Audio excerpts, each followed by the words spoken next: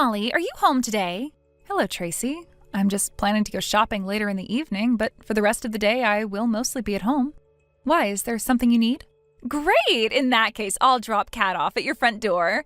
She's a little bit sleepy right now, so you can just take her to your bed and put her to sleep there. Please take care of her for me, okay? Wait, what? What exactly are you talking about? You're bringing her to my house? Oh, I'm heading out with my boyfriend right now. Boyfriend? Yeah, I found this amazing guy on a dating app a little while ago. He's totally my type, so I decided to match with him. And guess what? We've been chatting, and now we're finally going on a date. Wait a second, you're seriously leaving Kat with someone else just so you can go on a date? Don't worry about it. Kat's not picky at all when it comes to food, so just give her whatever you've got. Anyway, thanks. I'll leave the rest to you.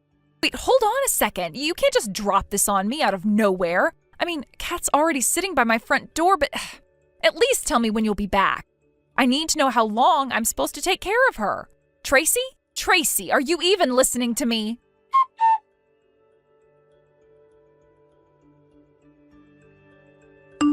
Molly, thanks so much for taking care of Kat today. You're a lifesaver. I'll ask you again sometime soon, okay? As I mentioned earlier, you can't leave her with me until this late. It's really inconvenient. Oh, come on, don't be like that. You have no idea how hard it is being a single mom. I've got so much to deal with already, and I've even cut ties with my family. I don't have anyone else to rely on, you know.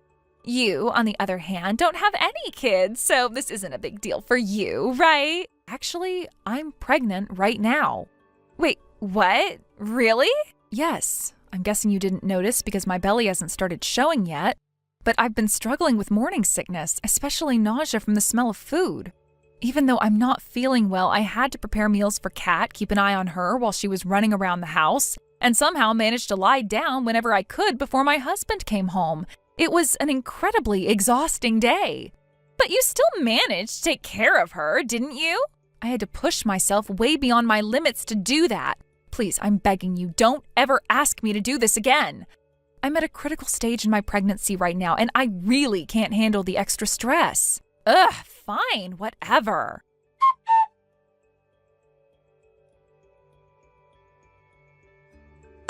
Tracy, you dropped Kat off at my front door again, haven't you? I already told you that I am not taking care of her anymore. Please stop doing this, especially while I'm bedridden with morning sickness.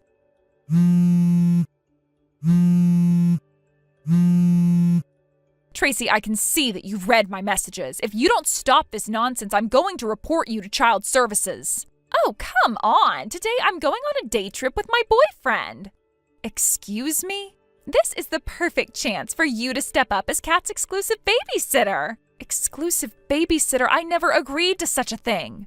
But look at it this way. Taking care of Kat is giving you valuable experience in parenting, don't you think? I'm dealing with severe morning sickness, and I can barely manage my own day-to-day life as it is. Please, I am begging you, stop putting this on me.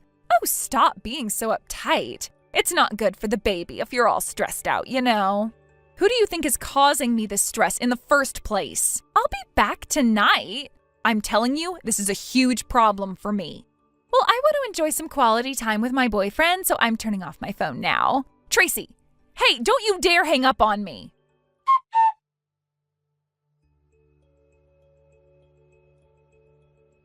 Hey, Molly. Thanks so much for looking after Kat. I came to pick her up, but is she not home? Are you Kat's mother? Well, I thought it was obvious, didn't I? I'm David, Molly's husband. What? So you're telling me you're her husband? Yes, sorry for contacting you from my wife's phone. She's currently in the hospital. Oh no, what happened?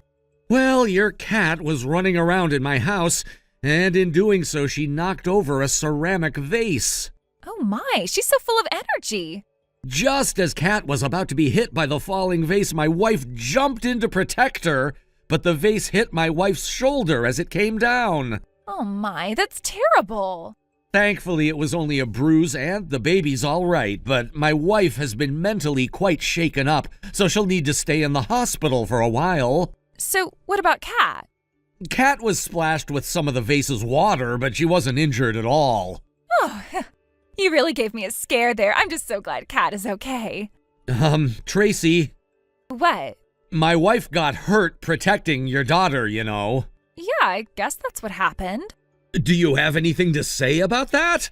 Oh, well, I guess your wife did a good job as Kat's personal sitter, right? What are you talking about? Well, when your wife wasn't around, you must have been the one looking after Kat, right? Where is she now? You should bring her here quickly. Well, Kat isn't with us anymore. What? It seems like you don't really understand what's going on, so let me explain everything clearly from the beginning.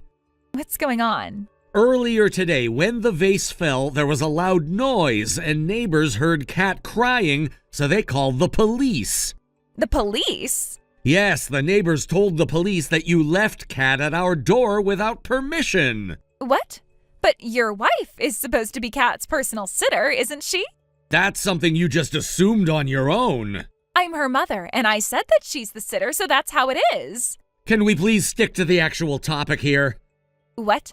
There's more? Yes, there is. Fine. After hearing from the neighbors and my wife, the police contacted Child Protective Services. Wait, what's that? Your wife was talking about it too, but I had no idea what she meant. Child Protective Services, or CPS, is a department that deals with situations where children are in unsafe environments. What? Well, things have progressed since then. Your ex-husband is planning to take Kat back to his family's house. What?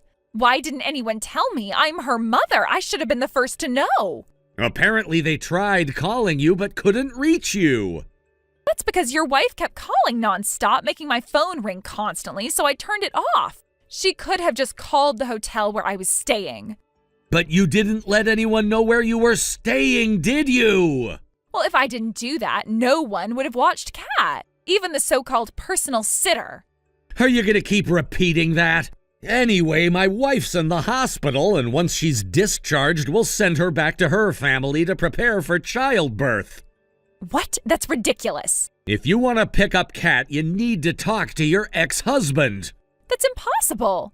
Why? His family is over 3 hours away by plane. I've already spent a lot of money on this trip, and now I can't even afford the travel expenses to pick up Kat. I see. That sounds really tough. What's with this I'm just an outsider attitude?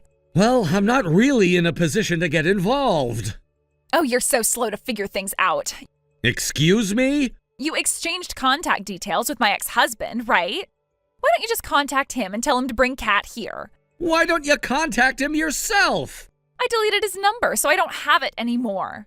Well, if you know where his family lives, why don't you just go there and pick her up? Well, then give me the money for the travel expenses. I'm not responsible for paying that. Then you go pick her up yourself and take responsibility for it. I have no responsibility for that either. What is your problem? I'm not responsible. You useless person. It's really not my fault. I already talked to my wife about it. Oh, finally? You should have done that from the start. So, will you bring Kat here? We won't return her to you under any circumstances. What? We're planning to fight for custody. What are you talking about? My wife and I have decided not to have anything more to do with you, so we'll be leaving now. Wait, your wife is Kat's personal sitter. That's abandonment. That's neglect. You need to take responsibility for everything up until the very end. Are you even listening to me? Oh, I'm listening. Trust me, I'm listening. I just don't care about what you're saying anymore. What? How can you say that? You've already caused enough problems. My wife is dealing with this issue, not you. And now Kat's well-being is in the hands of the courts. The courts? What does that even mean? It means that you've been an irresponsible parent and now you're throwing a tantrum because things aren't going your way? I'm not throwing a tantrum. You have no right to speak to me like that. I have every right. You don't get to dictate what happens with Kat anymore. This is insane. You think you can just take her from me without any consequences? It's too late for you to do anything about it. Kat's future is already being decided and you have no say. I'll make sure you regret this. I'll fight you until the very end. Go ahead, you won't get far. This isn't over. I'm going to make sure you pay for what you've done. Goodbye, Tracy. Wait, just one more thing. I will make sure you regret everything you've done. I'm sure you'll try, but you're too late to change anything now. You've taken everything from me. I won't let this go. You'll see. If you think I'm afraid of your threats, you're wrong. I've been through worse. You're just heartless. You don't care about Kat at all. Of course I don't care about her. She was neither my wife's or my child to begin with. You can't just walk away from your responsibilities. I'll fight you in court, and I'll win. Mark my words, David. You'll regret this. Goodbye, Tracy.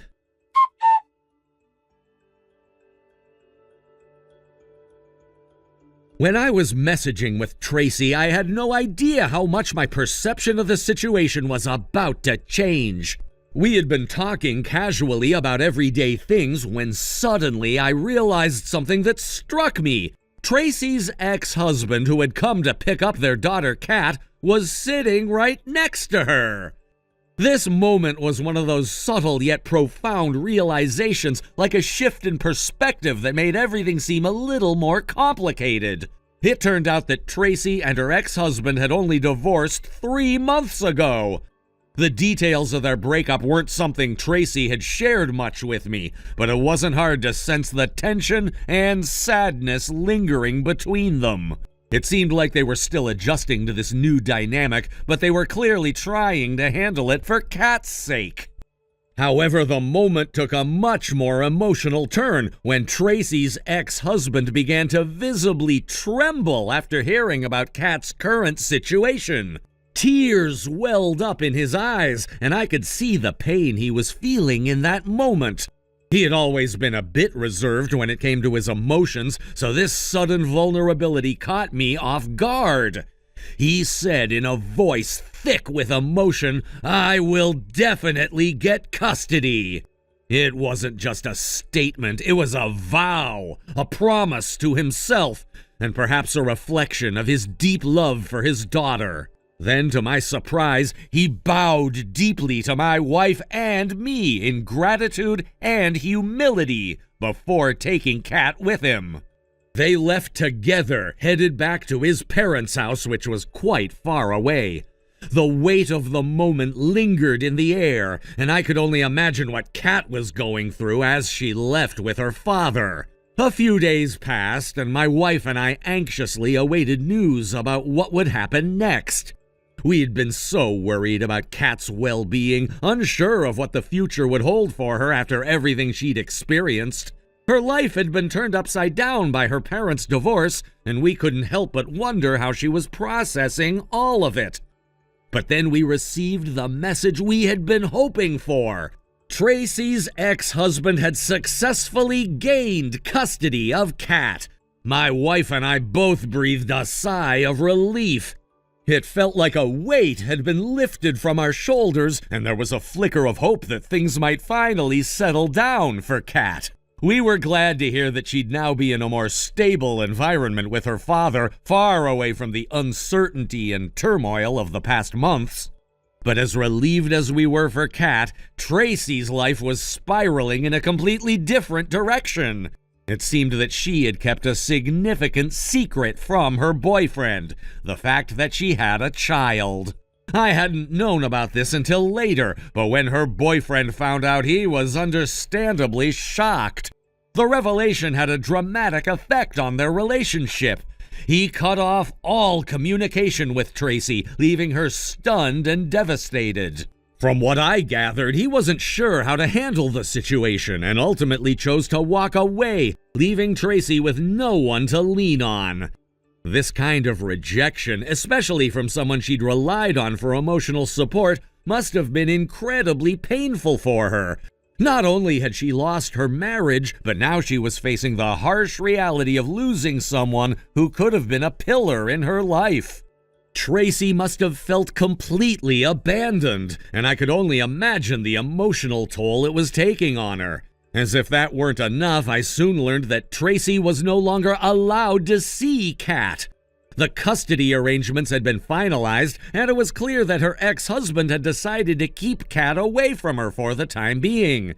The reasons for this weren't entirely clear to me, but it seemed like a decision made with the intention of giving Kat a stable, quiet environment away from any further emotional upheaval. Tracy, having already been through the devastating loss of her marriage, now had to face the painful reality of not being able to see her own daughter.